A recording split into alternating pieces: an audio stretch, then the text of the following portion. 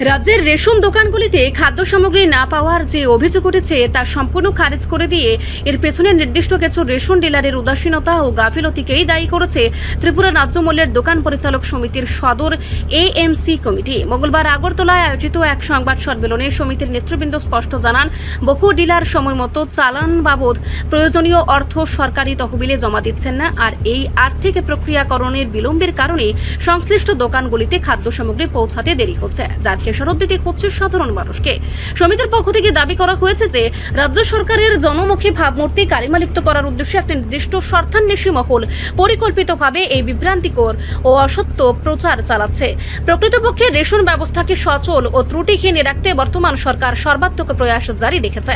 বর্তমানে রাজ্যের রেশন দোকানগুলিতে চাল, ডাল এবং চিনির মতো নিত্য প্রয়োজনীয় পণ্যের কোনো ঘাটতি নেই এবং পর্যাপ্ত পরিমাণ মজুত রয়েছে। মঙ্গলবারের এই গুরুত্বপূর্ণ সাংবাদিক সম্মেলনে উপস্থিত থেকে ডিলারদের এই গাফিলতির কথা তুলে ধরেন ত্রিপুরা ন্যায্য মূল্যের দোকান পরিচালক সমিতির সদর এএমসি কমিটির সহ সভাপতি প্রদীপ মজুমদার, সহ সম্পাদক সজল কুমার দেব এবং কোষাধ্যক্ষ অনিশ দে সহ অন্যান্য সদস্যরা।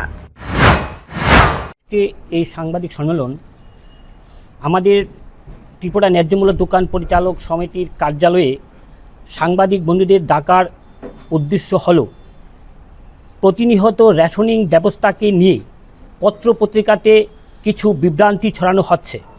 কিছু স্বার্থসেবী লোক নিজেদের স্বার্থের জন্য রেশনে চাল নেই, ডাল নেই, লবণ নেই, তেল নেই, ডিলার কমিশন নেই বলে যে প্রচার করছেন।